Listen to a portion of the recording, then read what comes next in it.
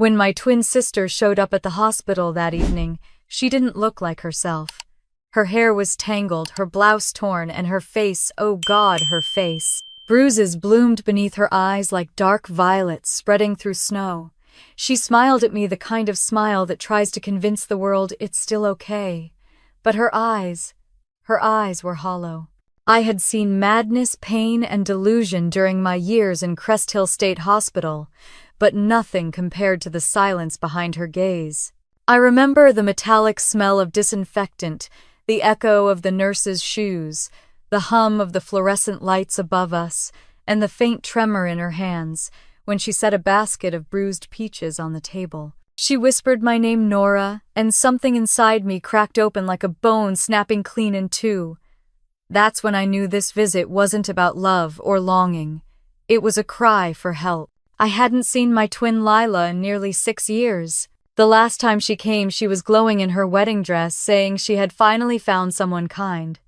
His name was Evan Carter, a rising lawyer from Savannah, polite, sharp, and full of false charm. I remember how he shook my hand through the glass partition and smiled like he owned the world.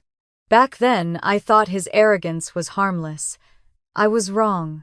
Now the girl standing in front of me wasn't the same one who had laughed about honeymoons and pink roses. She was trembling and her voice was barely a whisper. "How are you doing, Nora?" she asked, her words brittle, breaking apart before they even reached me. I didn't answer. I just stared. Her long sleeves, buttoned all the way to her neck in the middle of July, told me more than any confession could. I rose from the metal chair and stepped closer until the smell of cheap makeup hit me. I lifted her chin gently with my hand. "Who did this to you?" She flinched as if I had struck her. "It's nothing," she murmured.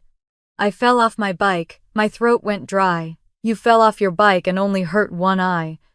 My voice was ice sharp enough to slice through her excuses, her hands twisted in her lap. Her knuckles were swollen, her nails bitten down to the skin. When I took her wrist, she gasped. The bruises that trailed down her arm told me everything I needed to know. Old ones yellowed with time, new ones purple and raw.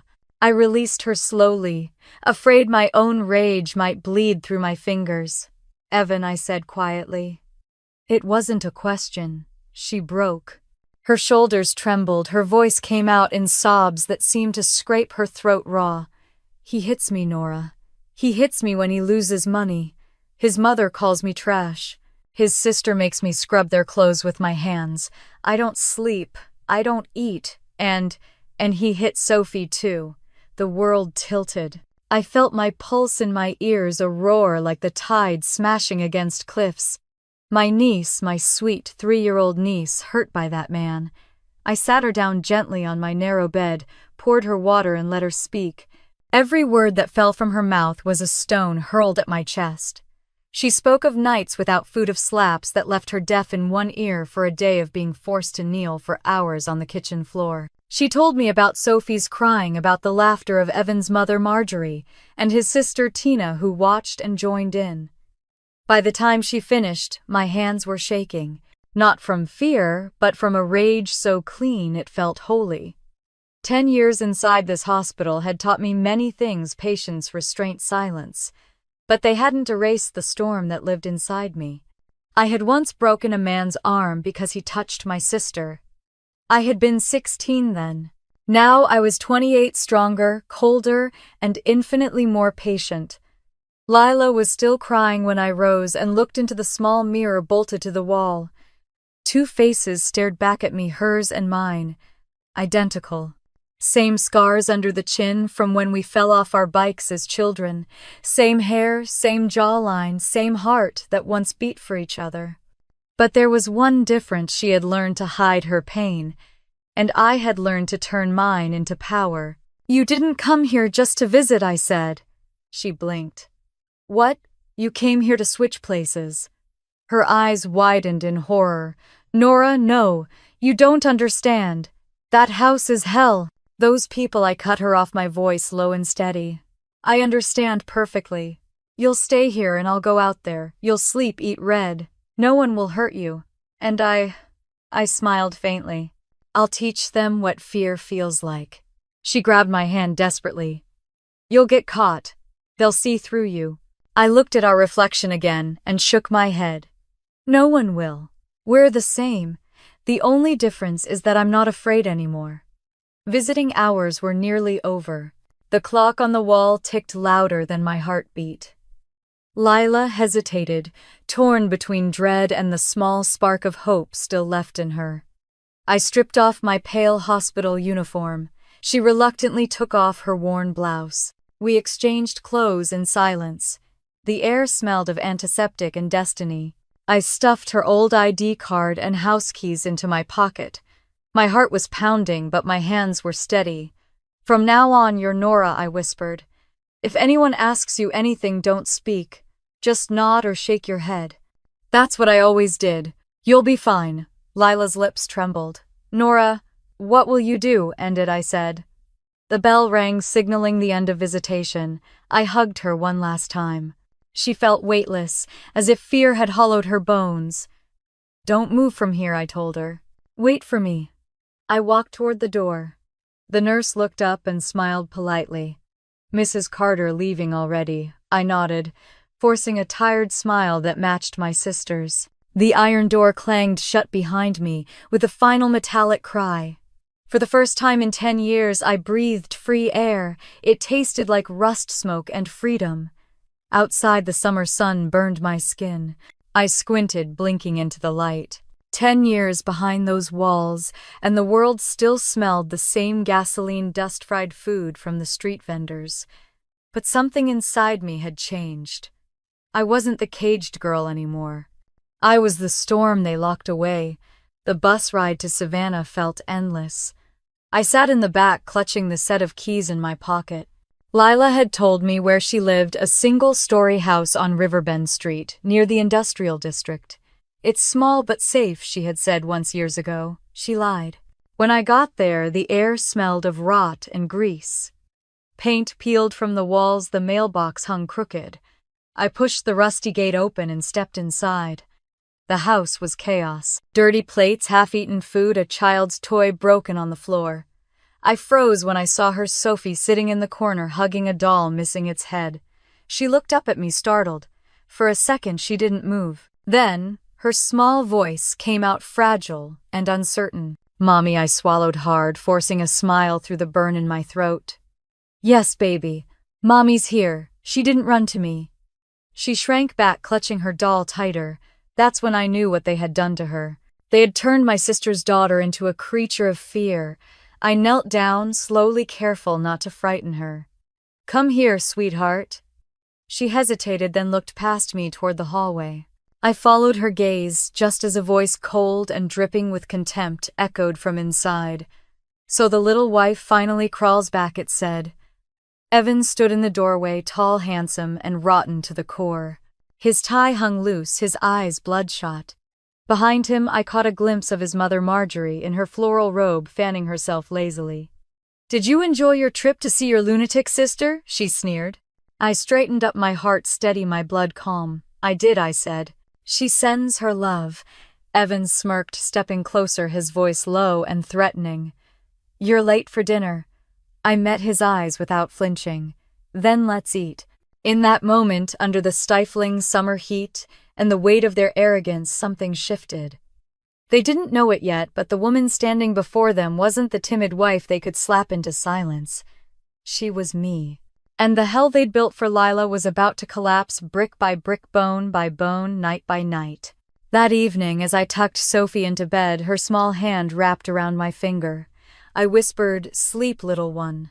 The monsters don't know it yet, but the storm's already inside the house. That night, after everyone in the Carter house had gone to sleep, I sat by Sophie's bed in the dark, listening to the slow rhythm of her breathing, and made myself a silent vow when the sun rose, their hell would begin to burn from within.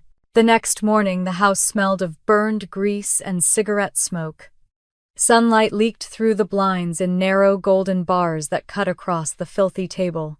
I could hear the faint hum of traffic outside, distant and almost peaceful, until Marjorie's voice cracked through the silence like a whip. Lila, are you deaf? Get up and make breakfast. I opened my eyes slowly. The mattress beneath me was thin and uneven, its springs groaning every time I moved.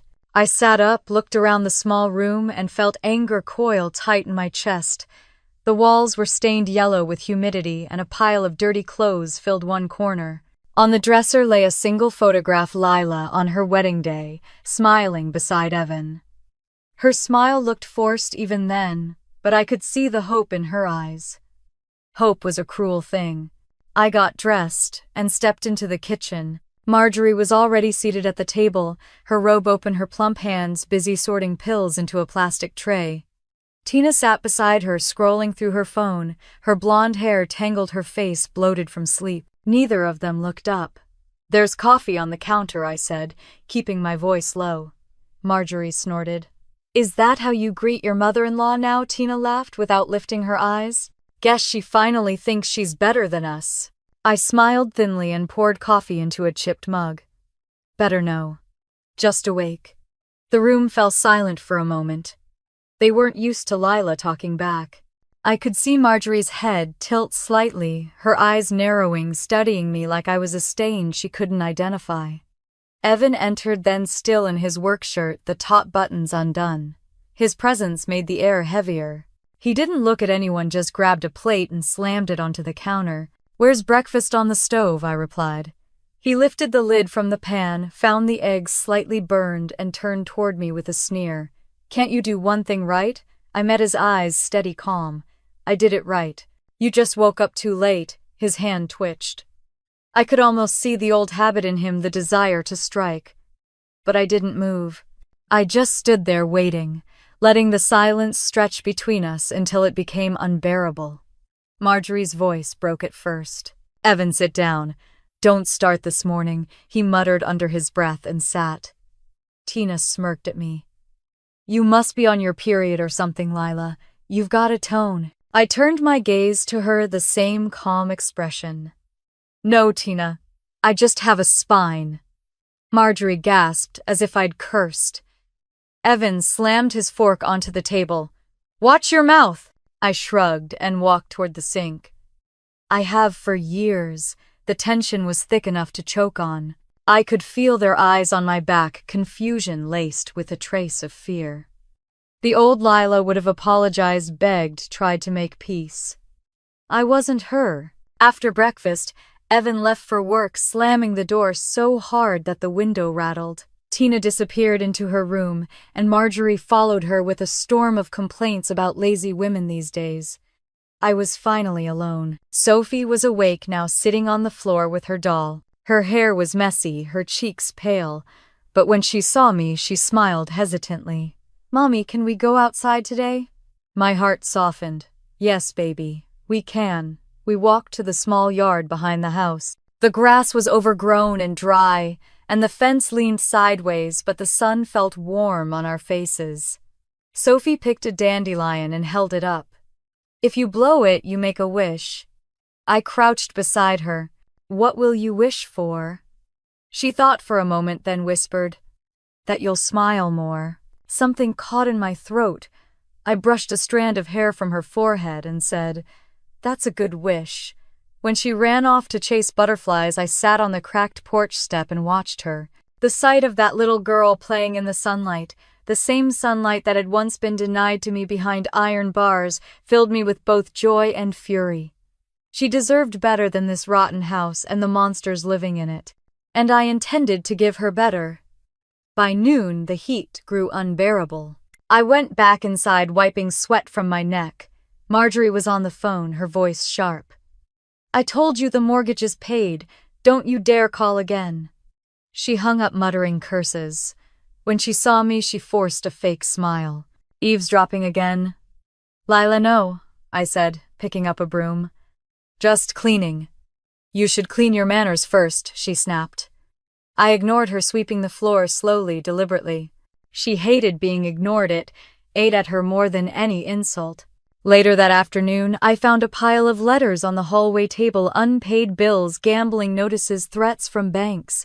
Evan's name was on most of them. I smiled. So the perfect husband had cracks in his crown.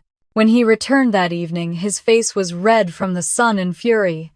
"Who touched my mail?" he barked. I looked up from the sink. "I did. You should pay your debts."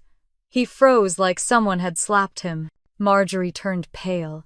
Tina peeked out of her room, eyes wide. "What did you just say?" he asked slowly. I dried my hands on a towel and faced him. "You heard me. You should pay your debts before preaching about responsibility." He took a step closer. "You think you can talk to me like that?" "Yes," I said softly. "I think I can." For a moment, no one breathed. Then Marjorie exploded. "Enough, Evan. Don't waste your breath on her. She's been strange lately. Maybe she's got that nervous breakdown again." Tina nodded eagerly. "She talks like she's someone else." Evan's eyes darted between them, uncertain. For the first time, I saw doubt flicker across his face. "Maybe I am someone else," I murmured. He stared at me for a long time, then turned away, muttering, "Dinner better be ready." While they ate, I stood by the sink, pretending to wash dishes, but watching them carefully. Marjorie complained about the food being too bland. Tina rolled her eyes and texted. Evan chewed angrily like the act itself was punishment. It was a perfect portrait of misery. I glanced at Sophie, sitting at the end of the table, nibbling her bread quietly. She looked up at me, and I smiled gently. For a moment, her face lit up. After dinner, I tucked her into bed again. She looked at me sleepily and said, "Mommy, why are you not scared tonight?" I kissed her forehead. "Because the monsters should be." When the house finally went silent, I stepped into the living room. The clock ticked loudly, and the moonlight painted the floor silver. I opened the cabinet drawer and found what I was looking for: Evan's leather belt. The same one Lila had described, the one he used to teach lessons. I ran my fingers over it slowly, feeling the cracked edges of the worn leather. In that moment, I wasn't in the house anymore. I was back in the hospital gym, gripping the metal bars of my window, counting push-ups to keep my anger from devouring me. 10 years of control, 10 years of training. I smiled faintly. They thought they'd locked away a madwoman. They'd only built a stronger one. I placed the belt neatly on the dining table, right where he'd see it first thing in the morning. A small reminder, a warning. Then I sat on the couch, listening to the house. Breathed the creak of pipes, the soft snore from Marjorie's room, the faint rustle of Sophie turning in her sleep. My reflection stared back at me from the dark window. The same face as Lila's, but the eyes were mine. Cold, steady, alive. He would wake up tomorrow thinking he still ruled this house. By nightfall, he'd begin to understand. I whispered to the darkness, almost a promise. "You wanted a wife who obeys Evan. You got a storm instead." When I woke before dawn, the house was still, the belt gleaming faintly on the table where I'd left it, and I knew the real game between us would begin the moment his eyes found it. The morning came heavy with heat and the sour smell of last night's anger. The belt I had left on the dining table was still there, coiled like a sleeping snake. Evan saw it the moment he walked in, his tie half knotted, his eyes already narrowed. "Who touched my belt?" he demanded. Marjorie looked up from her coffee, startled. Tina glanced from him to me. I dried my hands with a towel and said evenly, "You left it out.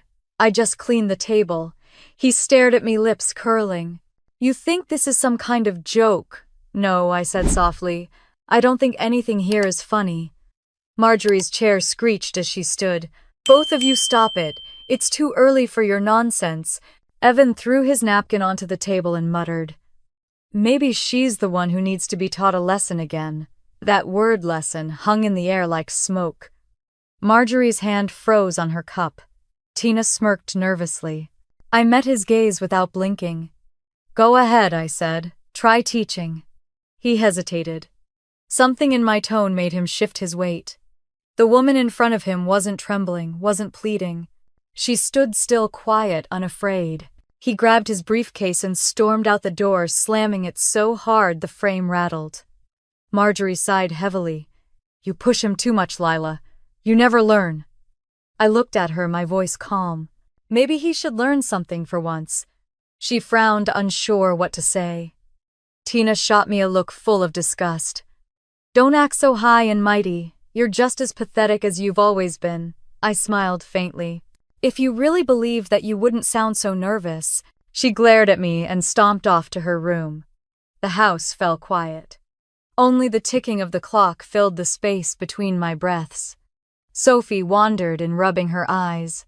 Mommy, can I have pancakes?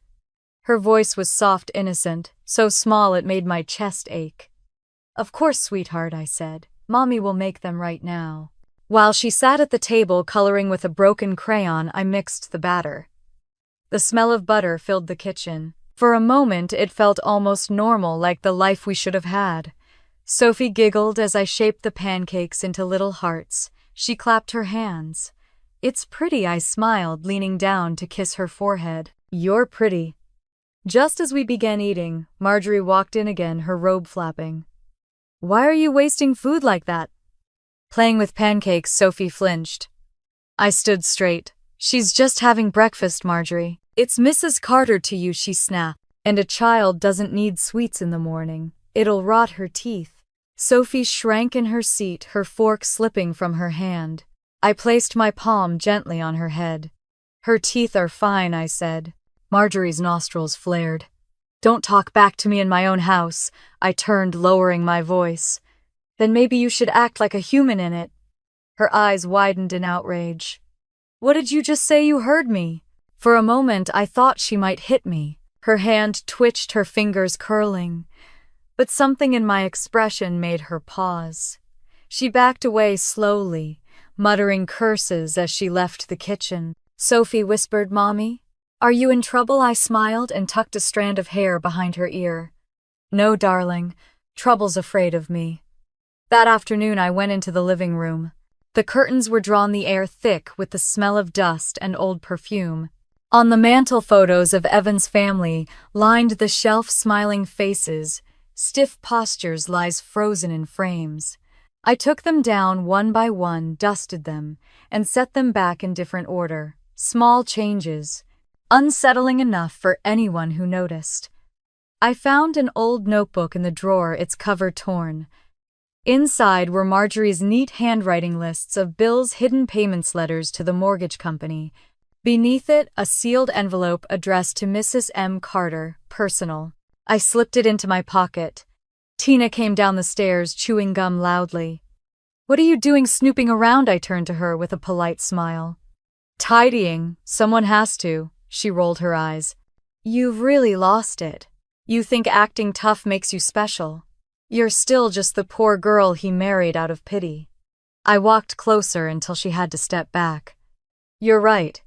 He did marry out of pity. Too bad the pity wasn't for himself. Her gum fell from her mouth. I brushed past her and went outside before she could think of a response. In the yard, I opened the envelope. Inside were documents, an old insurance payout from Marjorie's deceased husband. Nearly $900,000. My pulse quickened. So that's how they kept their claws sharp. Money and cruelty always made good companions. When Evan came home that evening, he was quieter than usual. I was sitting on the porch watching Sophie draw with chalk on the concrete steps. He looked tired, but there was something else in his eyes, a glint of uncertainty. He stopped beside me. Where's my mother? In her room, I said, counting her blessings. Or her money, he frowned. What's that supposed to mean? Nothing, I smiled faintly. You'll find out. He didn't answer. He just stared at Sophie, who was drawing a stick figure family, 3 figures holding hands. You and me and her, she said proudly. Evan crouched down beside her, forcing a smile. Good job, sweetheart. But his hand shook as he patted her head. Dinner was awkward. Marjorie and Tina barely spoke. Evan chewed silently, his eyes flicking toward me again and again. I could feel his unease spreading like a crack through glass. He didn't know why, but something felt off. After the meal, he followed me into the kitchen. What's going on with you lately? He asked, his tone tight. You've been acting strange. Talking back. I kept washing dishes. Maybe I got tired of whispering. He stepped closer. You're not making sense. I make perfect sense, I said, turning off the faucet. You just don't like the sound of it. His jaw tightened. You think I won't put you in your place? I faced him. You can try. He stared at me for a long second, his breath short and hot. Then he laughed, but it was hollow. You really have lost your mind. Maybe, I said, smiling slightly. But I'm still the only one here who isn't lying. He left the kitchen, slamming the door so hard the plates trembled. I waited until his footsteps faded upstairs, then opened the cabinet and took out the small tape recorder I'd hidden behind the spice jars. The red light blinked steadily. Every word he'd said had been captured. Later that night, I tucked Sophie in again. The moonlight slid through the curtains and touched her face. She looked peaceful, finally unafraid. Down the hallway, I heard Marjorie and Tina whispering voices, sharp, full of suspicion. Something's wrong with her, Marjorie hissed. She's not the same. She's dangerous, Tina whispered back. We should tell Evan. I smiled in the dark. Let them talk. Let them guess. Fear had finally changed its home address. In my room, I took out the envelope with Marjorie's secret money and placed it under the loose floorboard near the bed. One day, soon it would become part of their downfall. I sat on the edge of the bed, the night quiet, except for the hum of crickets. I looked at my hands, stronger than they'd ever been, and whispered to myself, "Control the fear, and you control the house." Then I turned off the light, letting the darkness settle comfortably around me. Upstairs, Evan tossed in his sleep, muttering through half-formed nightmares. For once, I didn't pity him. I closed my eyes and breathed in the warm, humid air. The storm hadn't started yet, but the wind was rising. That night, as the house sank into uneasy sleep, I lay awake listening to the wind scraping against the windows, knowing that by morning fear would stop being my memory and start becoming theirs. The sound of rain tapping against the window woke me before sunrise. The house was quiet, too quiet, as if it was holding its breath. I slipped out of bed and walked down the hallway, my bare feet brushing against the cold wooden floor. The belt was gone from the table. Evan had taken it. I smiled faintly. Let him think it was his secret again. Let him wonder what I meant by leaving it there. Fear worked best when it whispered. I started coffee and cracked eggs into the pan. The smell filled the kitchen, soft and familiar, masking the storm outside. Sophie patted in, rubbing her eyes, her small voice cutting through the silence. "Mommy, it's raining." "Yes, baby. The sky's washing itself clean." She stared at the window for a moment. "Will it wash us too?" I leaned down, brushed her hair from her face, and whispered, "It already has." By the time Evan came downstairs, the smell of coffee was stronger than the smell of tension. He paused in the doorway, still half-dressed, his eyes flicking toward me, searching for something. I didn't give it to him. I poured him coffee like any other morning. He sat sipping cautiously. "You've been quiet lately." "I've had practice," I said, setting a plate of eggs before him. He frowned. "Practice?" I met his eyes. 10 years' worth. He froze, unsure how to respond. Marjorie entered the kitchen in her robe, her hair pinned, messily holding her usual air of command. "Is this going to be another morning full of tension?" she asked. "Because if it is, I'll eat upstairs." Evan said nothing. I smiled. "No tension here, Marjorie. Only breakfast." Her lips thinned. "It's Mrs. Carter to you." I stirred my coffee, my smile widening just enough. "Of course." The rain grew heavier outside. The house felt smaller, like its walls were closing in. I could sense their unease, the small glances, the nervous shifting of hands, the silence that came too easily. After breakfast, Evan left for work. The sound of his car starting was a relief that felt like fresh air. Marjorie lingered, standing by the window, staring at the rain. "He's been different lately," she said suddenly. I looked up from wiping the counter. "You mean quieter?" She turned to me, her gaze sharp. "You know what I mean. Don't act innocent. He's distracted. A man doesn't just lose focus unless something's happening at home. Maybe he's tired," I said lightly. "Maybe he's realizing home isn't heaven." Her eyes narrowed. "Be careful, Lila. My son is everything to this family. If he breaks, we all do." I folded the towel neatly. "Then maybe it's time something broke." Her mouth opened, then closed again. She didn't know what to say, and that silence was my victory. Later, when the rain stopped, I decided to take Sophie to the park. The air smelled clean, the kind of air that comes after a storm, heavy with renewal. Sophie ran through puddles laughing. It was the first real laugh I'd heard from her. I sat on a bench under the wet oak trees, watching her, my hands clasped together. A woman sat down beside me, her umbrella dripping. "Your daughter's adorable," she said. I smiled. "Thank you." "She looks happy," the woman said kindly. "You must be doing something right." The words sank into me like warmth. I hadn't realized how much I needed to hear them. When we returned home, Marjorie was waiting at the door, arms crossed. "Where have you been? The laundry's still not done." I brushed past her, holding Sophie's hand. "We went outside. She needed fresh air." "Fresh air doesn't pay bills," Marjorie snapped. "Neither does cruelty," I said, and kept walking. Her gasp followed me down the hall. "What did you just say?" I turned briefly, my expression calm. "You heard me. That afternoon I cleaned the living room. I moved through it like a ghost, quiet and efficient. Every photo, every object, every reminder of their power, I touched them, all rearranged them slightly. A crooked frame here, a missing key there. Small changes only, I noticed. When Tina came home, she stopped dead at the doorway. "Did you move my things? I cleaned your mess," I said, without looking up. She scoffed. "You're losing your mind, Lila." I smiled. "That's what they said the first time, too." Her face paled. "What are you talking about? Nothing you'd understand." She muttered something under her breath and went upstairs. I heard the faint click of her door locking. Good. Fear had started to take root.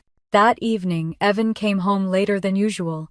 He looked worn out, his tie loose, his eyes bloodshot. He dropped his briefcase near the door. "Rough day," he muttered. "Did you lose another client?" I asked gently. He blinked. "How did you? Who told you that I tilted my head?" "You did. You talk in your sleep." His jaw clenched. "You're lying." "Am I?" I stepped closer, my voice low. "You talk a lot when you think no one's listening." He stared at me, uncertain, his mouth half open. "You're trying to get in my head." I smiled faintly. "You make it easy." He stormed past me and went upstairs. I heard drawers opening, footsteps, pacing, the faint thud of something hitting a wall. When he came down later, his hands were shaking. "Where's my file folder?" "What folder?" "The one with my tax documents." I shrugged. "You're the lawyer. Shouldn't you know where your papers are?" His face darkened.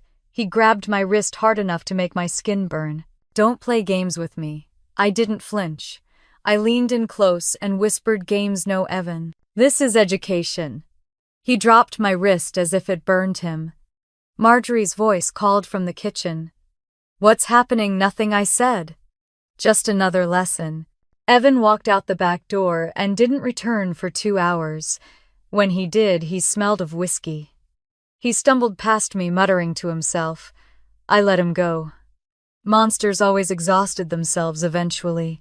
After midnight, I sat by the window, listening to the steady hum of rain returning. Sophie stirred in her sleep, murmuring my name. I went to her, tucked the blanket tighter around her small body, and brushed a kiss against her forehead.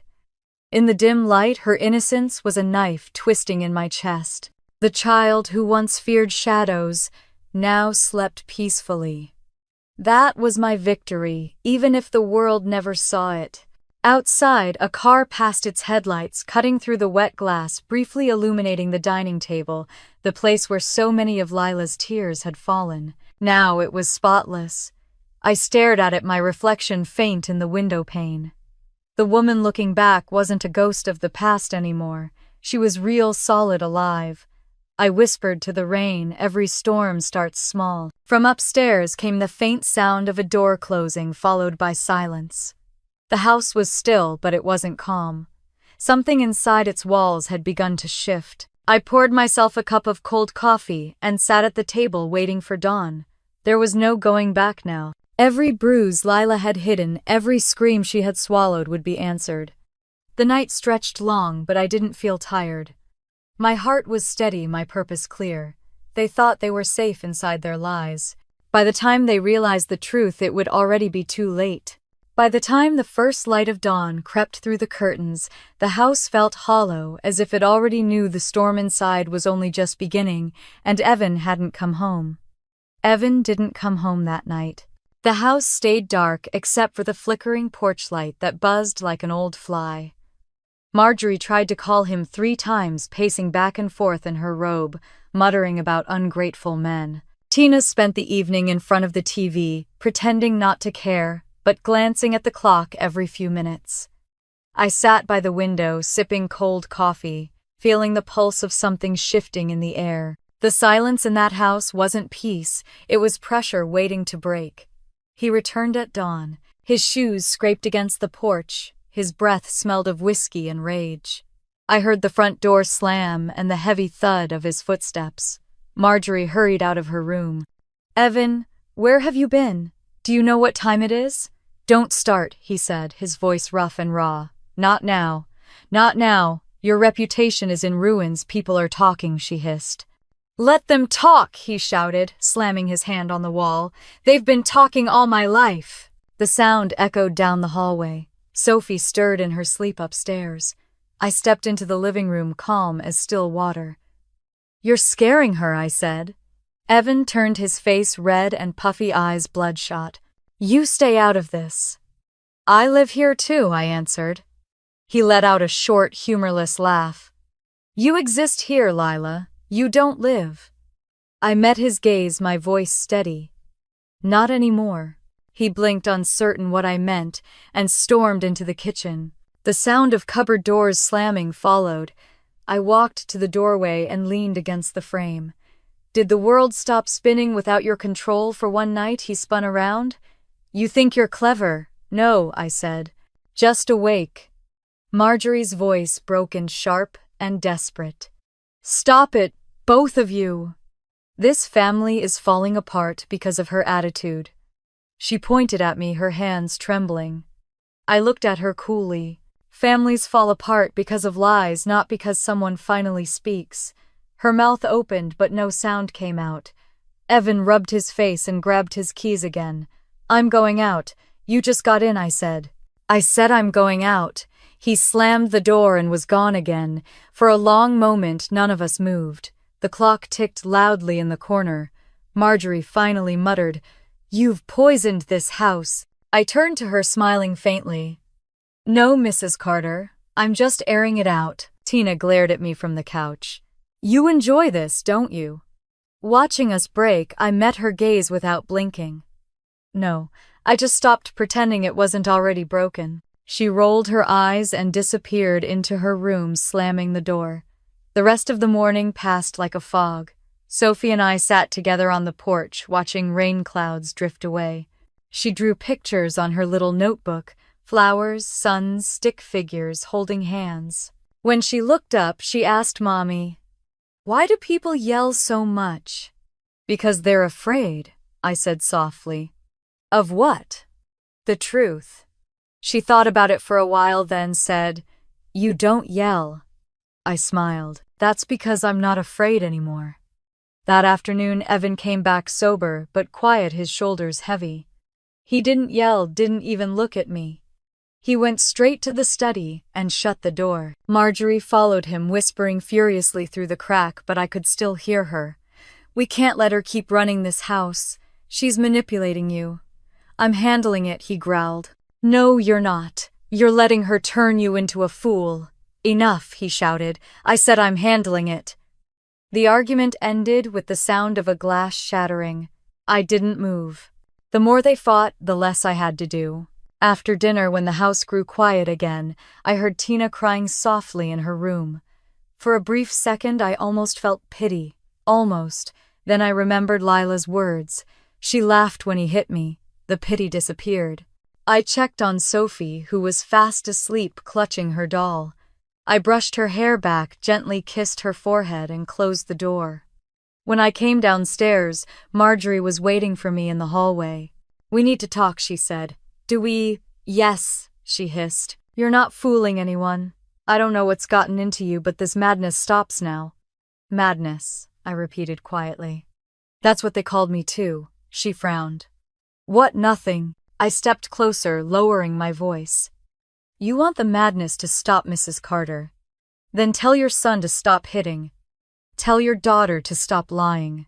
Tell yourself to stop pretending you didn't make monsters out of them. Her face went pale. You don't talk to me that way in my house. I leaned in until our eyes met.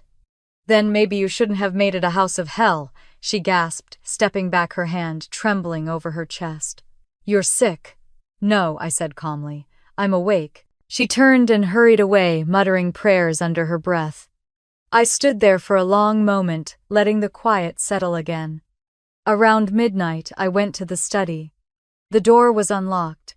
Inside, the desk was cluttered with papers, unpaid bills, gambling slips. Among them, I found a stack of legal documents, Evan's failed cases notes from clients threatening to report him. The perfect man was crumbling. I picked up one page, reading aloud softly. Misconduct, falsified evidence. A smile crept across my face. He had been using lies to win, and now lies were swallowing him whole. I slipped a few of the most incriminating papers into my pocket. Footsteps creaked behind me. I turned. Evan stood in the doorway, his face half lit by the hall light. What are you doing in here? He asked, his tone dangerously calm. Cleaning, I said, setting the papers down. He walked closer. You're lying. I raised my eyebrows. Seems we have something in common then. He stopped just in front of me, close enough for me to smell the faint trace of whiskey still clinging to him. You're playing with fire, Lila. Good, I whispered. I've lived in the dark too long. For a moment we just stared at each other. Then he laughed low and bitter. You really think you can scare me? I met his gaze and said quietly, No. I think I already did. He blinked, and for the first time I saw it, the flicker of fear behind his anger. He turned away, muttering something I couldn't catch, and walked out. When I was alone again, I opened his laptop. The password was Easy Carter, 1978. I scrolled through folders, emails, bank statements, photos. In one of the drafts, I found a letter addressed to a woman named Linda. The words made my stomach turn. She's too weak to leave, and I'm tired of her tears. Maybe when she's gone, I'll finally live again. I copied the email to my flash drive and closed the laptop. Outside, thunder rumbled faintly. I walked to the window and opened it. The rain had returned, gentle this time. I breathed in the cool air, feeling it wash through me. Down the hall, Marjorie's voice called out in her sleep, a half-formed prayer, or a curse, I couldn't tell. Tina mumbled something behind her door. Evan's footsteps echoed once upstairs, then stopped. The house was trembling on the edge of collapse, and I was the quiet wind pushing it over. I sat in the chair by the window, letting the rain tap the sill like a heartbeat. Tomorrow, I thought, would be the beginning of his unraveling. Not through violence, but through exposure. He thought he could make me small. He thought he could bury the truth. But I had spent 10 years learning how to survive darkness. Now I was teaching him what it feels like to live in it. I whispered into the rain, You built your kingdom on pain, Evan. Let's see how well it drowns. By the time the rain stopped and the night faded into a pale gray morning, I knew the next move had to be mine, because monsters like Evan never stop until someone teaches them fear. The next morning, sunlight spilled through the windows, warm and deceptive. It painted everything gold, the kitchen, the floorboards, even the framed photos that hid decades of rot. Sophie sat at the table drawing with her crayons while I brewed coffee, pretending this was just another peaceful morning. But peace never lasted long in that house. Marjorie entered holding her phone, her face pale. He didn't go to work, she muttered. I didn't look up. Maybe the truth finally called in sick. She glared at me. Don't be smug. You don't understand what's at stake here. His reputation is everything. I set the coffee down slowly. You mean your comfort is everything, she gasped.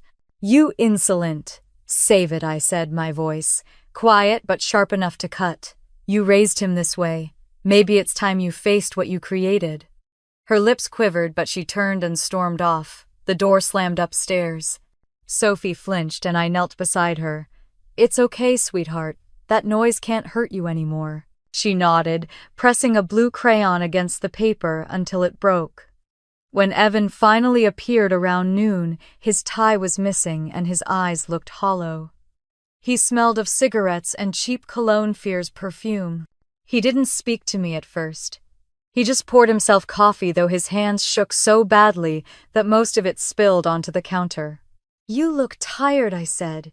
He glared. "You've been snooping, haven't you? You went into my study. I cleaned it." He slammed the mug down, coffee splashing across the marble. "Don't play dumb with me, Lila. You're trying to destroy me." I wiped the counter calmly. "You're doing that just fine by yourself." He lunged forward, gripping my wrist. The pressure hurt, but I didn't show it. I looked him straight in the eye. "Go ahead," I whispered. "Hit me. One more bruise for your collection." He froze, his breath ragged. For the first time, he seemed to realize I wasn't afraid. He let go, stepping back as though my calm burned him. "You're insane," he muttered. "Maybe," I said softly. "But you made me." He left without another word. The front door slammed so hard it rattled the windows. I stood there for a moment, the pain throbbing in my wrist, the silence ringing in my ears. Then I smiled. He was unraveling faster than I'd expected. The man who lived on control was losing it thread by thread.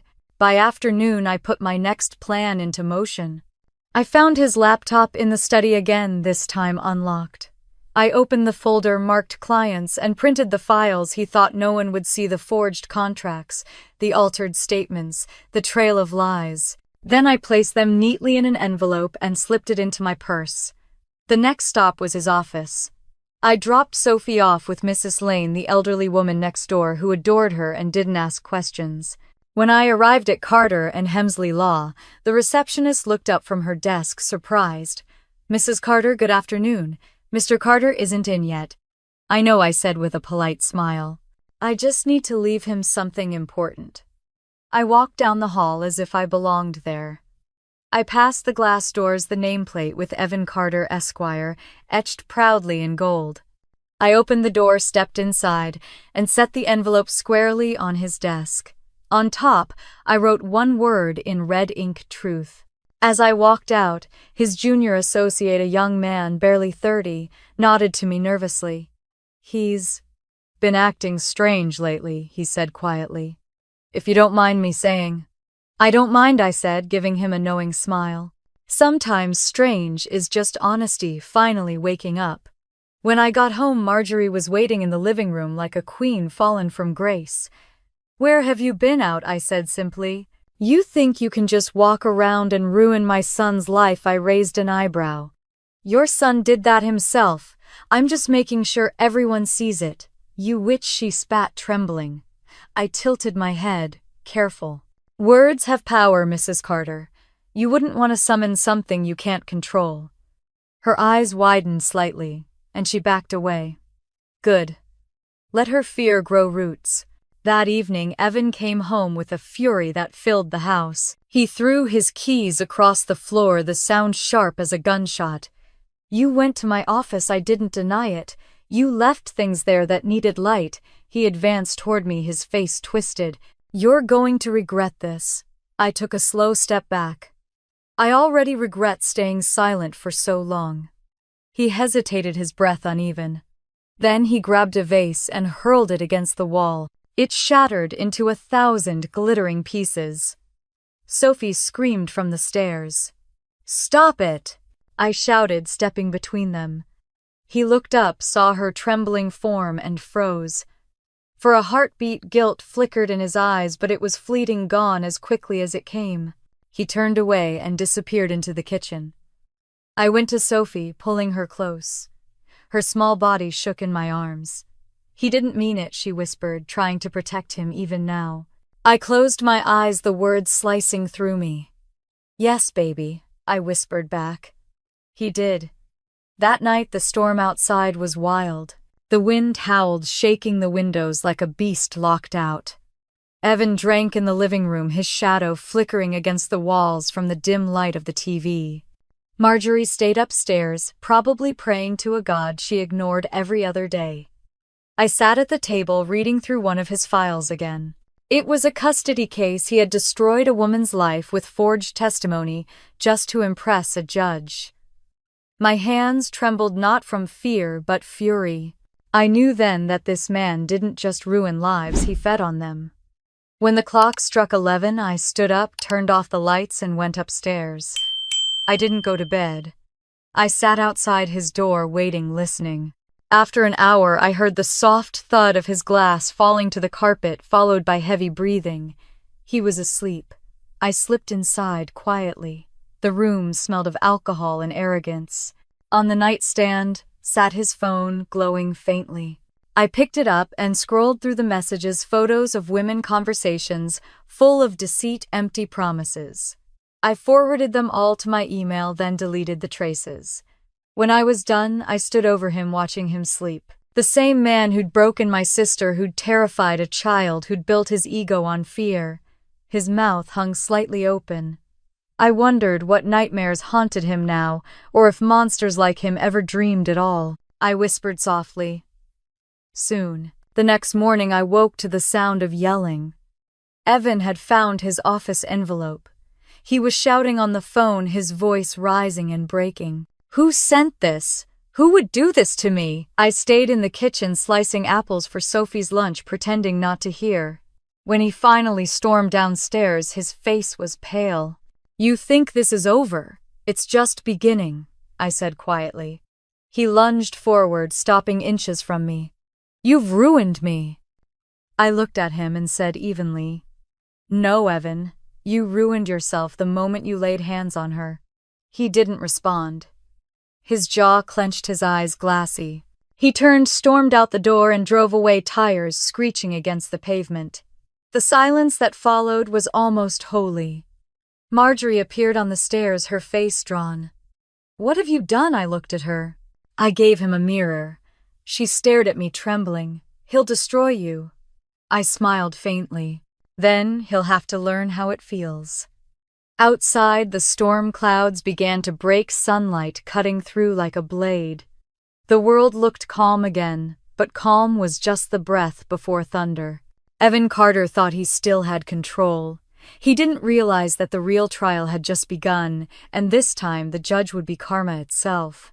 That night, after Evan's car disappeared into the storm, I stood by the window and watched the taillights fade, knowing his silence wouldn't last long. Men like him always come back when they think they've lost control. The following day, the house felt like it was holding its breath. Evan hadn't come home all night. The morning light filtered through the curtains in thin, nervous lines, touching the dust that danced in the air like secrets trying to escape. Marjorie sat at the dining table, staring at her untouched tea. Tina scrolled aimlessly through her phone, though her hands shook. I moved through the kitchen quietly, the rhythm of my steps steady, unhurried. The quieter I became, the louder their guilt sounded. Sophie played on the floor with her crayons. She drew 3 stick figures holding hands under a bright yellow sun. I smiled. Who's that sweetheart? She pointed to the figures. Mommy, me, and Auntie Hope. Hope? I asked, my voice soft. She nodded seriously. That's you now. You're not sad anymore. My throat tightened. No, I whispered. I'm not. Before noon, Evan's car pulled into the driveway. The sound of the engine made the air stiffen. He slammed the door hard enough to rattle the windows. I heard his shoes crunch on the gravel before he stepped inside. His shirt was half untucked, his tie hanging loose, his eyes wild. He looked like a man haunted by something he couldn't name. Marjorie stood up quickly. Evan. He brushed past her, his gaze locking on me. You think you've won, don't you? I kept my voice calm. I think I stopped losing. He grabbed the nearest chair and threw it against the wall. Sophie screamed and hid behind me. I didn't move. Stop it, I said firmly. Don't tell me what to do in my house, his voice cracked. You have no idea what you've done. I know exactly what I've done. He froze. For a moment we stood face to face, his fury pressing against my stillness like a storm hitting a wall. Then he turned to Marjorie. You see what she's doing. She's turning everyone against me. Even my own daughter's afraid of me." Marjorie wrung her hands. "Evan, please. Don't you please me," he shouted. "You've always taken her side. She's your wife." He laughed bitterly. "No, she's my punishment." I smiled faintly. Finally, we agree on something. His head snapped toward me, rage burning in his eyes. For a second, I thought he might hit me. But then something in him cracked, not like a man about to attack, but a man realizing he's already lost. He stormed upstairs. We heard drawers slamming, the rustle of clothes, the heavy sound of a suitcase hitting the floor. Marjorie turned to me, her face pale. "What have you done? What you should have done years ago," I said quietly. Within minutes, he came back down, dragging his suitcase behind him. "I'm done with this circus," he spat. "You can all rot here together." "Leaving?" I asked. He glared at me. "You think you can drive me out of my own home?" "No," I said simply. "You already did that to yourself." He hesitated, his knuckles white around the handle. Then, without another word, he walked out the door. The sound of the car engine faded into the distance.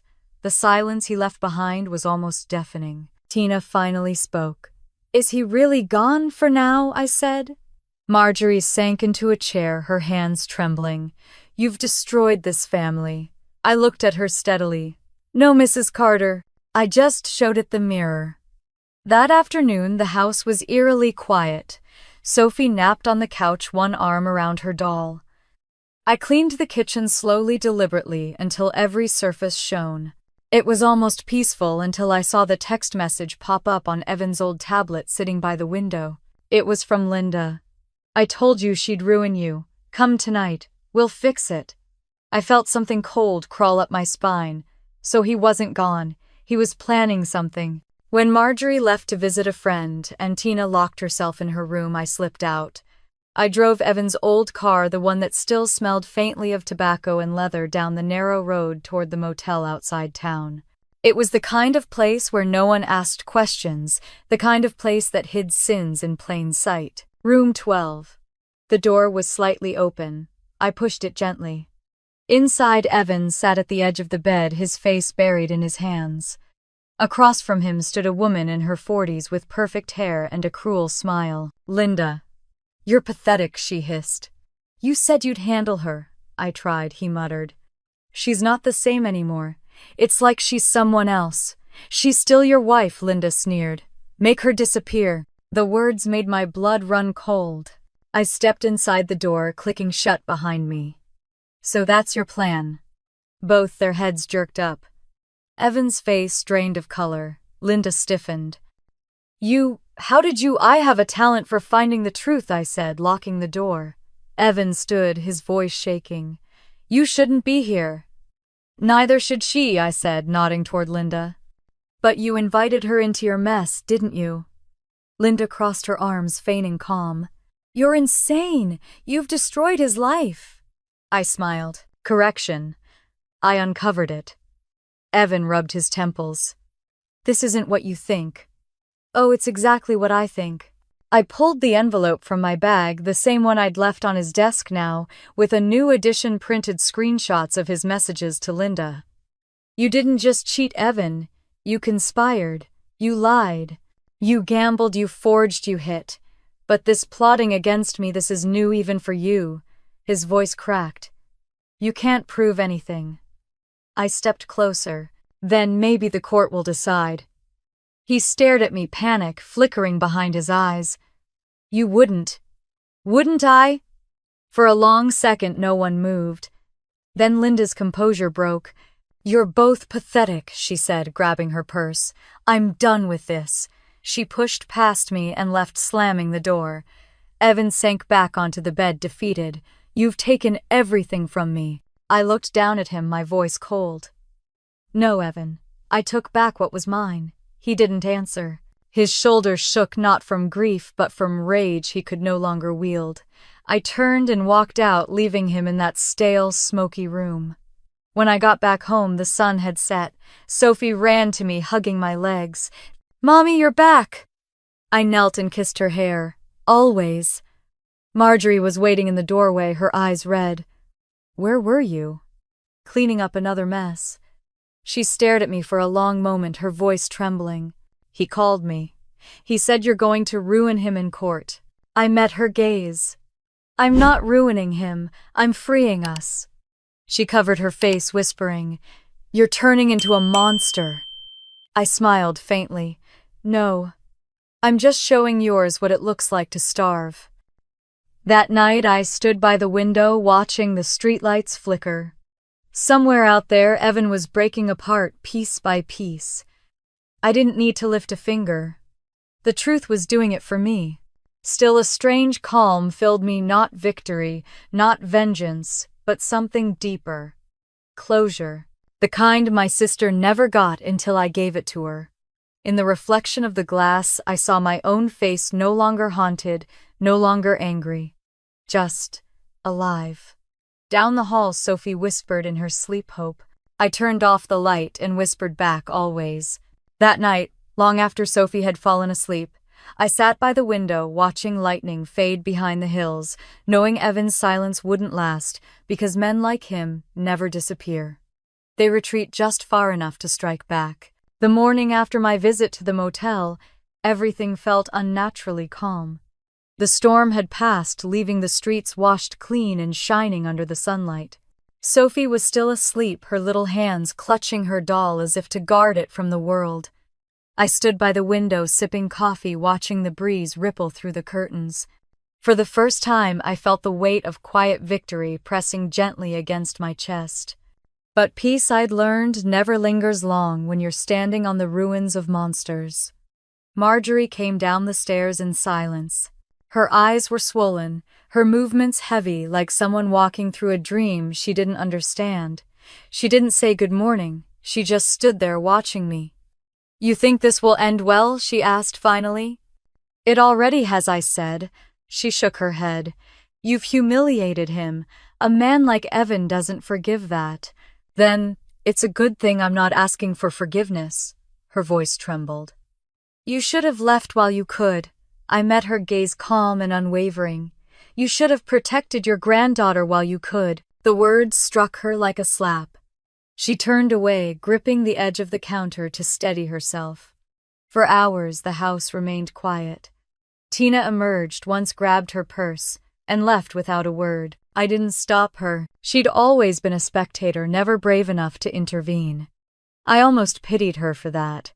By noon, I was packing a small suitcase.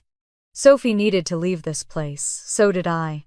I folded her clothes neatly, the bright colors a small rebellion against the gray years that had tried to swallow us.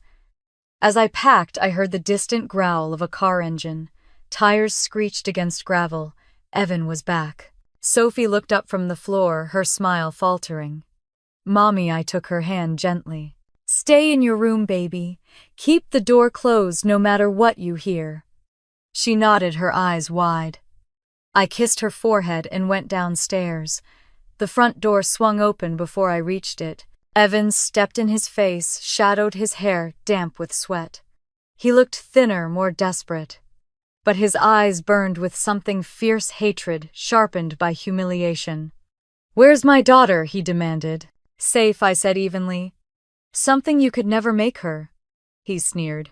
You think you can take her from me? You think the law's on your side now? I don't think Evan. I know. He laughed, a sound without humor. You've been busy digging through my life, but you forgot something I can dig too. He threw a folder onto the table. Inside were printed photos, me outside the hospital, me with Sophie at the park, me leaving the motel parking lot last night. You followed me, I said quietly. I had someone follow you, he corrected. You're not as clever as you think. Do you know what people will say when they see this? You'll look like a crazy woman stalking me, sneaking out to meet strangers. He smiled coldly. Just like your sister.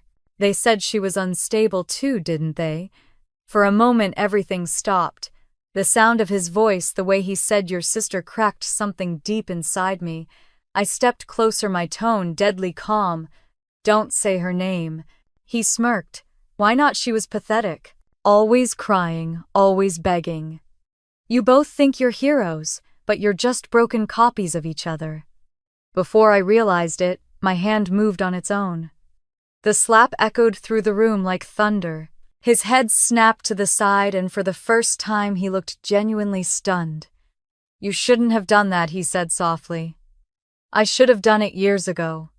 His expression hardened. He lunged forward, grabbing my arms.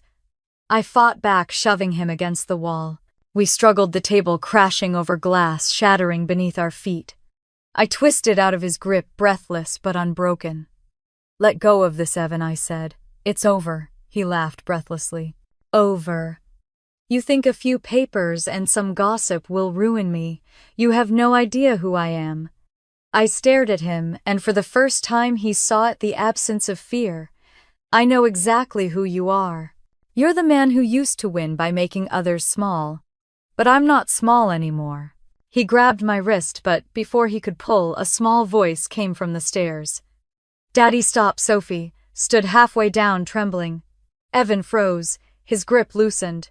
"Sweetheart, go back to your room." She shook her head. "You're hurting her." Something flickered in his eyes, a brief, painful awareness. Then it vanished. "Go upstairs," he shouted. I moved in front of her. "No, she's not afraid of you anymore. None of us are." He glared at me, his breathing harsh. "You'll regret this," he muttered, and pushed past me toward the door. He grabbed his car keys and stormed out. The sound of the engine roared to life and faded down the street. Sophie ran into my arms, sobbing. "I'm scared." I held her close, whispering softly, "You're safe now, baby. I promise." That night, after she fell asleep, I sat in the living room surrounded by the mess. We'd made, the broken glass, the overturned furniture, the bruises blooming faintly on my arms. It felt like a battlefield after the last gunfire. Quiet, but never peaceful. I reached into my pocket and pulled out my phone. The screen glowed faintly in the dark. I opened the email folder I'd created, titled Justice. Every photo, every document, every message was there. All it needed was one click to send to his law firm, to the press, to every client he had. My thumb hovered over the send button. Then I hesitated.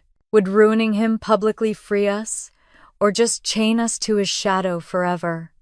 In that silence, I heard Sophie's soft breathing from down the hall. It steadied me. I closed the email and whispered to myself, "Not yet." The next morning, the world looked strangely new. Sunlight flooded the kitchen, brighter than it had been in months. I made pancakes, humming quietly. When Sophie came in, rubbing her eyes, I smiled. "Good morning, sunshine." She smiled back, her small voice hopeful. "Is Daddy gone?" "For now," I said. "And when he comes back, we'll be ready." Later, I took Sophie to school for the first time since everything began. She held my hand the whole walk, swinging it lightly, her laughter spilling into the morning air. When she turned at the gate to wave, I felt something warm spread through me, something I hadn't felt in years. Freedom. When I returned home, Marjorie was sitting on the porch, her Bible in her lap. She looked up, eyes hollow. "He called," she said. "He's not coming back." I nodded. "Then let him stay gone." She stared at me, her voice breaking. "You've destroyed my son." I looked out at the bright blue sky. "No, Mrs. Carter. He destroyed himself. I just stopped him from destroying anyone else." Her lips trembled. "You'll burn in hell for this." I smiled faintly. "Then maybe I'll see him there." As I walked inside, I caught my reflection in the hallway mirror. For the first time, I didn't look like a woman pretending to be strong. I looked like someone who'd survived fire and come out steel. That evening, as the sun dipped below the horizon, I received a message from an unknown number. I opened it, expecting threats, but it wasn't Evan. It was a short video. Him sitting alone in his car, whispering into the camera, "You think you've won, but you've only started a war." I deleted it without hesitation. Let him have his war. I already had my peace. That night, as rain whispered against the windows and the house settled into uneasy silence, I couldn't shake the feeling that peace had come too easily, because men like Evan never vanish, they wait for the right moment to return. 3 days passed and Evan didn't return. The silence he left behind was deceptive, like the pause before thunder. I could feel it in my bones, that quiet hum of danger waiting to resurface. Even the walls of the Carter house seemed to sense it. The air was thick, uneasy, expectant. On the 4th morning I found a letter slid under the front door. No name, no address, just my name written in bold, jagged handwriting, Lila. I unfolded it slowly. The message was short, a single line scrawled in red ink. You took everything from me. Now I'll take it all back. My hand tightened around the paper until it crumpled. For a moment I just stood there, listening to the faint ticking of the clock. Then I tore the letter in half and dropped it into the trash. Let him threaten. I had lived through worse. But inside I knew this wasn't over. Marjorie was sitting at the dining table when I entered the kitchen, her expression distant. He called me this morning, she said quietly. I froze. What did he say? He said he wants to see Sophie. I stared at her. After everything he's done, she looked down, wringing her hands. He's still her father. He's a danger, I snapped. Her eyes lifted, sharp and defensive. He's broken, but he's my son. And she's my daughter, I said. And I won't let him break her, too. The air between us was cold and brittle. She stood, her voice trembling. If you keep her from him, he'll take her by force. You can't keep running, Lila. You're just making him angrier. I met her gaze evenly. Good. Let him come angry. He'll find I'm not the same woman he left. By afternoon, I was certain I was being watched. A dark car parked across the street lingered for hours. When I stepped onto the porch, the engine started, and it rolled slowly down the block. My pulse quickened, but I refused to show fear. That evening, as Sophie played on the floor, I locked every door and window. The house was quiet except for the faint hum of the refrigerator. Outside, thunder grumbled in the distance. Again, another storm crawling closer. When I put Sophie to bed, she clung to me tighter than usual. Mommy, is Daddy coming back? She whispered. I brushed her hair back and forced a smile. No, sweetheart. He doesn't live here anymore. She hesitated, her eyes searching mine. Then why do you look scared? I froze. I'm not scared. She shook her head softly. You are. But it's okay. I'm brave now. You made me brave. My throat tightened. I kissed her forehead. Go to sleep, baby. You're safe.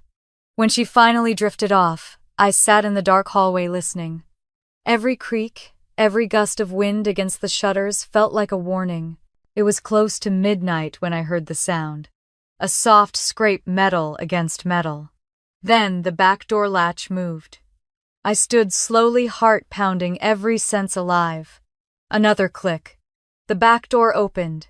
I moved quietly through the kitchen, my bare feet soundless against the cold tile. The moonlight filtered in, illuminating a shadow standing in the doorway. Evan. He looked worse than I remembered, eyes sunken, jaw tight, soaked from the rain. But what made my stomach twist wasn't the sight of him.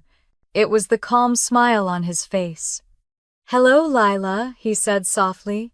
I didn't flinch. You shouldn't be here. He took a step forward, closing the door behind him. I just came to see my family. This isn't your family anymore. He tilted his head. Oh, it is. You can't erase me. I stood between him and the hallway that led to Sophie's room. You have 5 seconds to leave. He laughed quietly. 5 seconds. You really think you can threaten me? I reached for the phone on the counter, but he lunged forward, grabbing my wrist. His grip was iron, familiar and sickening. You've made quite a mess, haven't you? He hissed. My firm's ruined. My clients are gone. My name is garbage. Do you know what they call me now? A fraud? A failure. You finally got the right title, I said through gritted teeth. His hand tightened, but I didn't scream. I met his eyes, letting him see the steel behind mine. You think this is power, Evan, breaking what's already stronger than you?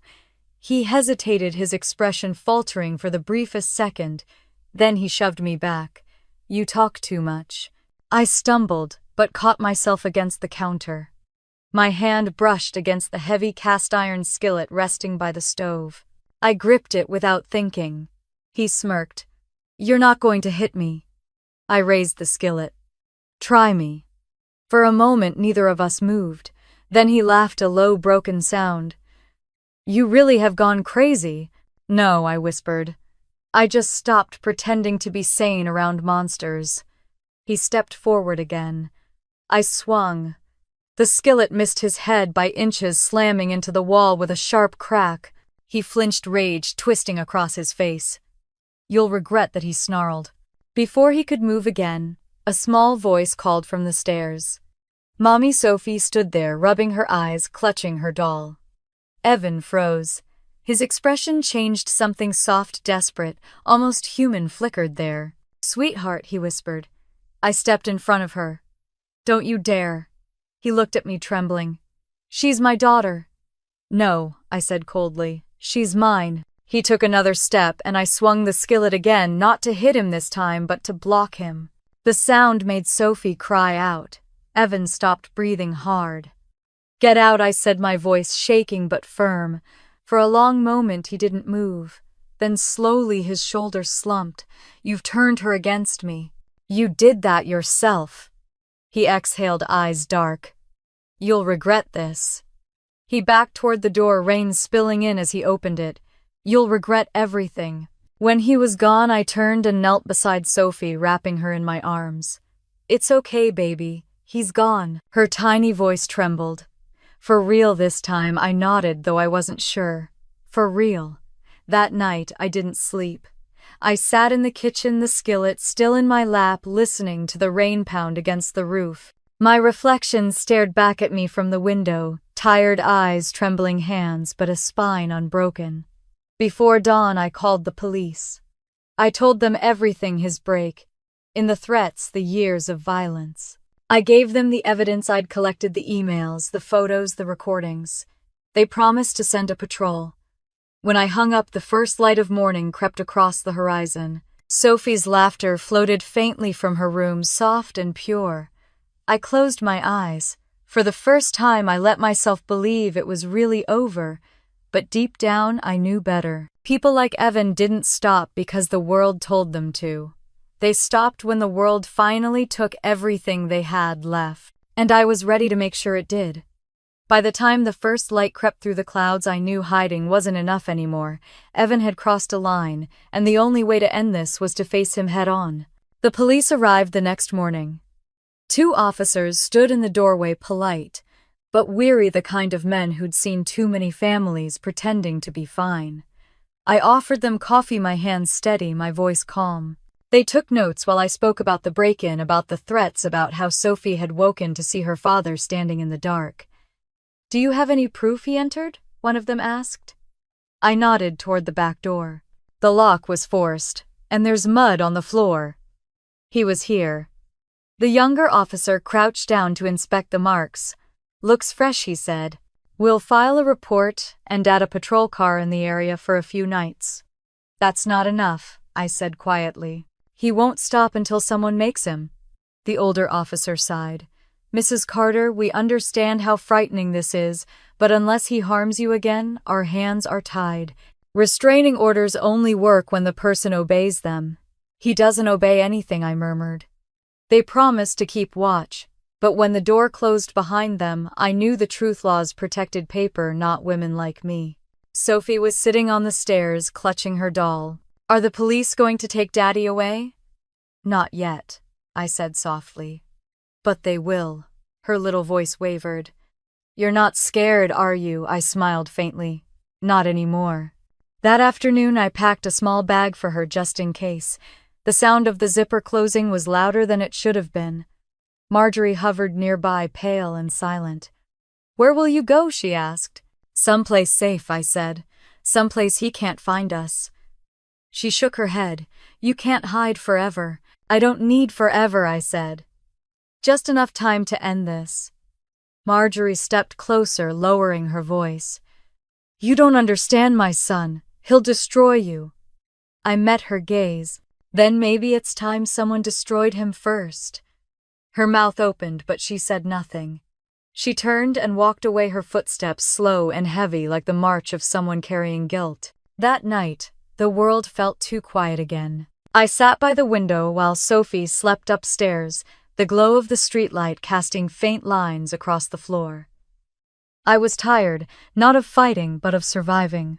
There's a difference. Surviving keeps you alive. Fighting reminds you why you should be. At midnight, my phone buzzed. A message from an unknown number. I opened it. Check your porch.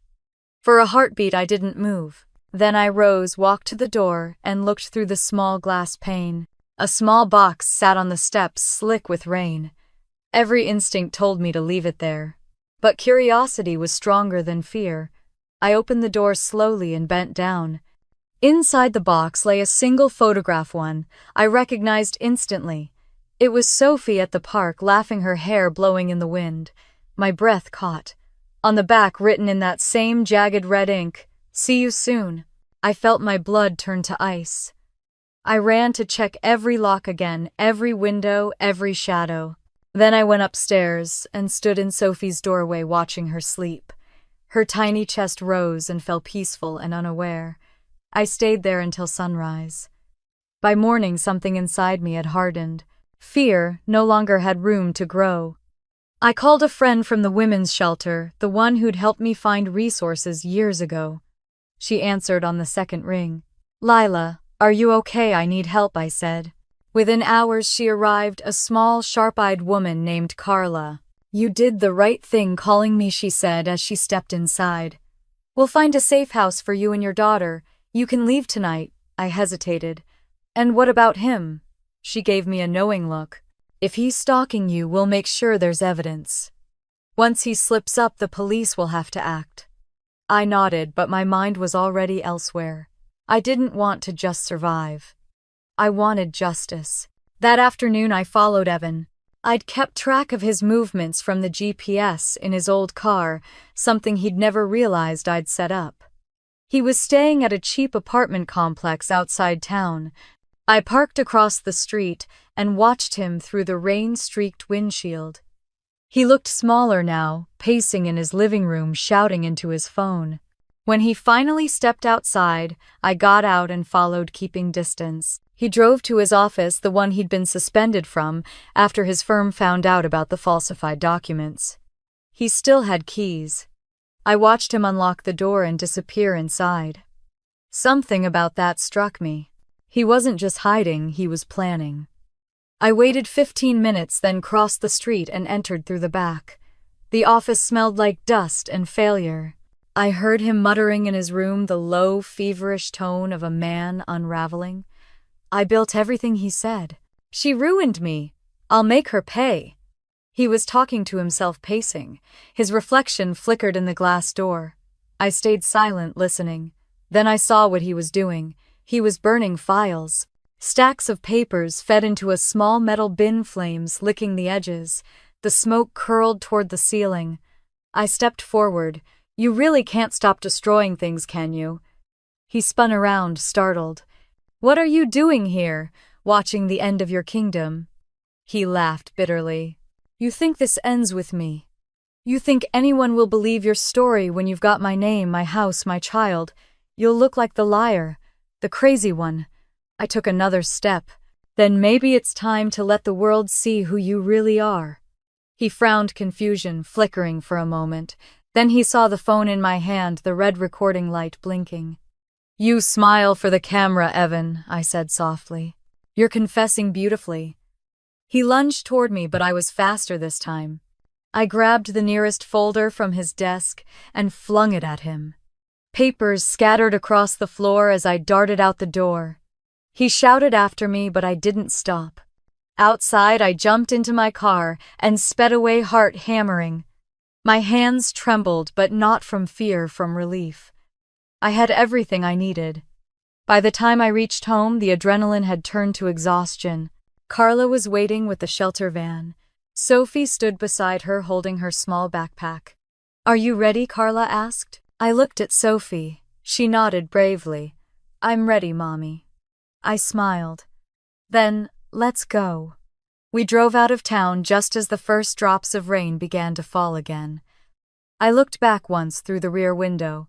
The Carter house was disappearing behind the trees, its windows dark, its shadows heavy. For years that house had been my cage. Now it was nothing but an empty shell, one more lie Evan Carter could no longer control. Sophie leaned her head on my shoulder. "Where are we going?" "Somewhere new," I said softly.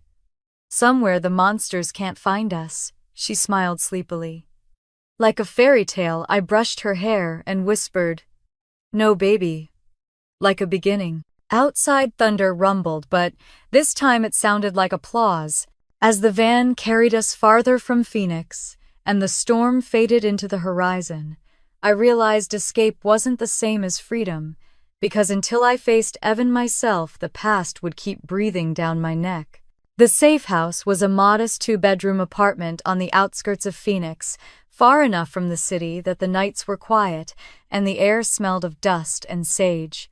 The woman who ran it, a retired social worker named Judith, had kind eyes and the kind of patience that comes only from years of watching broken women rebuild themselves piece by piece. She gave Sophie a teddy bear and told me there was a lock on every door. The first night I didn't sleep. I sat by the window watching the desert sky shift from deep blue to violet. Sophie slept soundly for the first time in weeks, her breathing soft and even.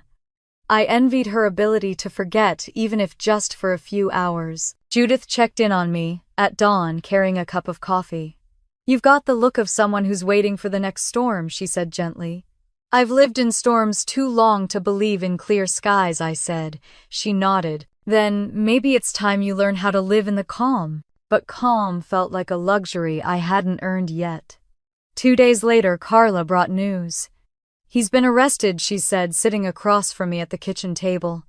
My heart stuttered. "Evan," she nodded. "The recording you gave the police, it matched his handwriting on several forged documents. They raided his office yesterday. He'll be facing multiple charges: fraud, obstruction, domestic abuse. They have enough to keep him behind bars for years." For a moment I couldn't breathe. I had imagined this moment so many times, the justice, the final blow, but now that it was here, it felt hollow. Sophie was coloring at the table, humming softly. I looked at her small, perfect hands and realized what justice really meant. Not revenge, not triumph, just peace. "Will he be able to get out?" I asked quietly. Carla hesitated. "Maybe not for a long time. But men like him, they find ways. That's why we keep your location private." I nodded. "Good." That night I told Sophie her father was gone for a while. She looked at me with those wide, innocent eyes and asked, "Is he going to get better?" My throat tightened. "I don't know, sweetheart. Some people don't want to get better." She thought for a moment. "Then we can just be happy, right?" I smiled, tears burning behind my eyes. "Yes, baby, we can just be happy." The next few days passed quietly. I started working again, remote bookkeeping for a small firm that didn't ask questions. Judith taught Sophie to bake cookies and water the small garden on the balcony. The air felt lighter, freer. But one afternoon when I came back from a quick trip to the grocery store, I noticed something that stopped me cold. A black sedan parked across the street, windows tinted, no plates. I froze, clutching the bag of groceries to my chest. A man sat behind the wheel, unmoving. I stepped closer to the apartment door, my pulse pounding. Then the car engine roared to life and drove away. When I told Judith, her calm expression didn't falter, but I saw her hands tighten on her mug. "It's probably nothing," she said, though her tone betrayed her worry. "But we'll alert the precinct, just in case." That night I checked on Sophie 3 times before she fell asleep. The teddy bear Judith had given her lay tucked under her arm. I kissed her forehead and whispered, "I'll keep you safe." Hours later, a knock came at the door. 3 soft taps. I grabbed the baseball bat Judith kept near the couch and approached slowly. "Who is it?" I called. "It's Carla," came the reply. I opened the door halfway. She stood there in the dim hallway, her face pale. "They released him," she whispered. The bat slipped from my fingers. "What?" "They reduced his charges. His lawyer made a deal. He's out on bail. He's under supervision, but he'll come for us, I finished for her. She nodded grimly. You need to stay somewhere else. The shelter's already alerted the authorities. I closed my eyes, trying to steady my breathing. No, if I keep running, he wins. Carla grabbed my arm. This isn't about pride, it's about survival. I know, I said. But I'm done surviving. I'm ending this. She stared at me for a long moment. Then be careful. After she left, I sat alone in the living room, staring at the window. The reflection staring back wasn't the same woman who'd once trembled in fear. She was sharper now, hardened, ready. The next morning I received an email. No subject line, no sender listed. Just one sentence. You can't hide forever. I didn't panic this time. Instead, I wrote back, neither can you. That evening I told Judith I was taking Sophie to stay with Carla for a few days. She offered to come with me, but I insisted I could handle it. I packed our things, kissed Judith goodbye, and drove off into the setting sun. But I didn't go to Carla's. I went back to Phoenix. The streets felt smaller than I remembered. The Carter house stood in the distance, its windows dark, the for sale sign tilted in the yard. I parked across the street and waited. Hours passed. Then a car pulled up. Evan. He stepped out slowly, looking around. He was thinner now, his suit wrinkled, his face drawn. He looked less like a man and more like the shell of one. I got out of the car and walked toward him. He froze when he saw me. You shouldn't be here, he said, his voice low. Neither should you, I replied. For a moment, neither of us moved. The air between us crackled like static. I just came to get some things, he said. I'm leaving town. I crossed my arms. You've said that before. This time I mean it. I studied him, trying to see if there was truth behind his words. Why now? He looked down, his voice rough. Because there's nothing left here. For a brief second, he didn't look like the monster who'd tormented us. He looked like a man who had finally met the consequences of himself. I exhaled slowly. Then go. Leave and don't look back. He nodded, almost relieved. You really think I can? You don't have a choice. He gave a small, humorless laugh. You're stronger than her, you know, than my first wife. She was strong, I said firmly. You just mistook her kindness for weakness. He didn't respond. He turned and opened his car door. Then just as he was about to get in, he looked back. You'll never forgive me, will you? No, I said. But I'm done hating you. Hate means I still care. I don't. He stared at me for a long moment, then nodded once and drove away. I watched the taillights disappear down the dark road. For the first time, I didn't feel fear or rage. I just felt finished. When I returned to the safe house later that night, Sophie was already asleep, curled up on the couch under Judith's blanket. I knelt beside her, brushing a strand of hair from her face. Outside, the desert wind howled, but inside it was quiet, so quiet I could finally hear my own heartbeat. Judith stepped into the room behind me. It's over. Yes, I whispered. One way or another. She placed a hand on my shoulder. Then it's time you start living again. I looked down at my daughter, her face soft in the lamplight, and smiled.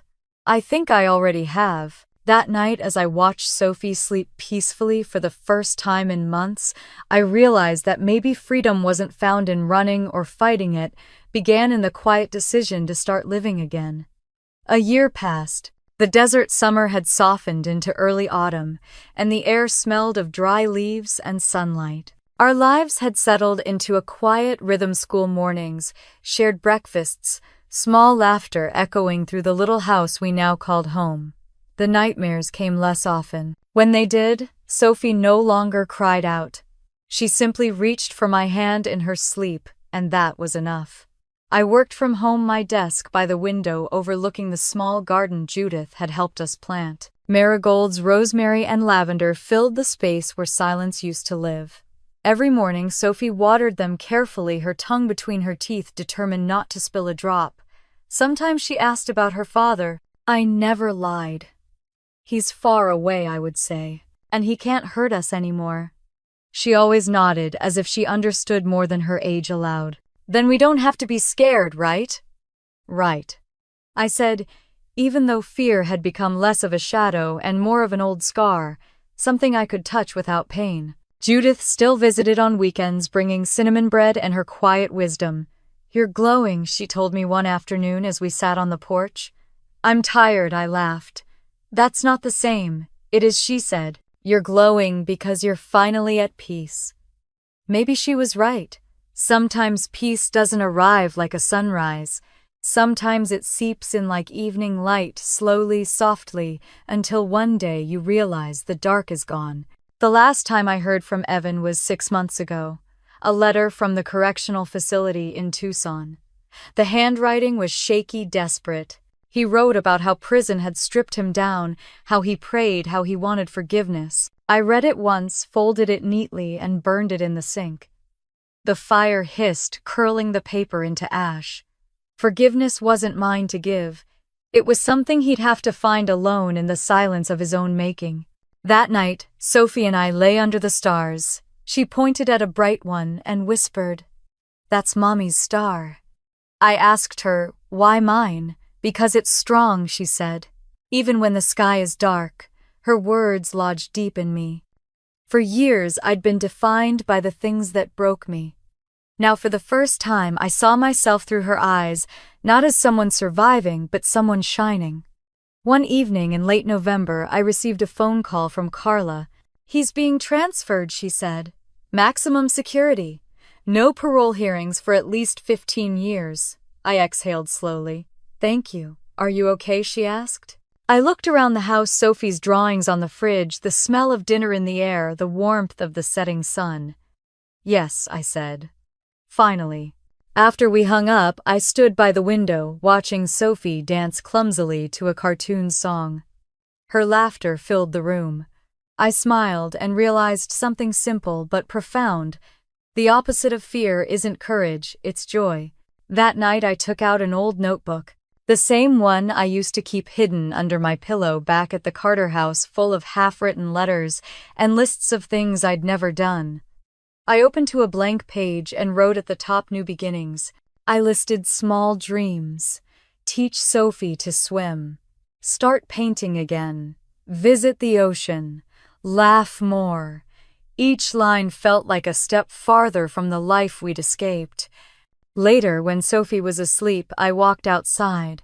The air was cool, the sky clear. The stars shimmered like distant promises. I thought about my sister, the one who had once taken my place, who had once believed silence was survival.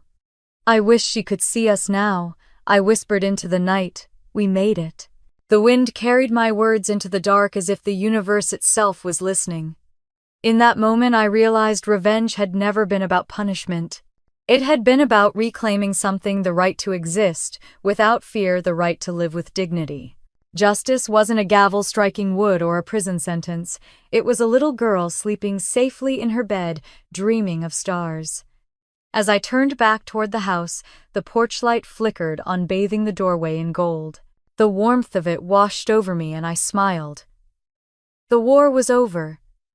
But healing wasn't quiet. It was loud in its own way, full of laughter, stories, and sunlight. It was life continuing despite the ruins. When I tucked Sophie in, she mumbled sleepily, "Mommy, are we happy now?" I kissed her forehead. "Yes, sweetheart, we're finally happy." She sighed and drifted into dreams. I stayed by her side for a long while, watching her chest rise and fall, realizing that every storm, every bruise, every scream had led us here to this fragile, beautiful calm. I wasn't angry anymore, just grateful. Because in the end, I hadn't just taken back our lives. I'd rewritten the story. And if anyone asked what became of the woman who traded fear for fire, I'd tell them this. She learned that sometimes you have to walk through hell to remember what light feels like. And now that light was ours to keep. If you've followed our story until this moment, thank you. Maybe you've lived through storms of your own. Maybe you're still standing in the rain. But remember, this survival isn't the end of your story. Healing is. If this story moved, you leave me a comment, tell me where you're listening from, and share it with someone who might need to hear that freedom is possible. Don't forget to subscribe for more stories of strength, justice, and second chances, because sometimes the hardest battles lead to the brightest beginnings.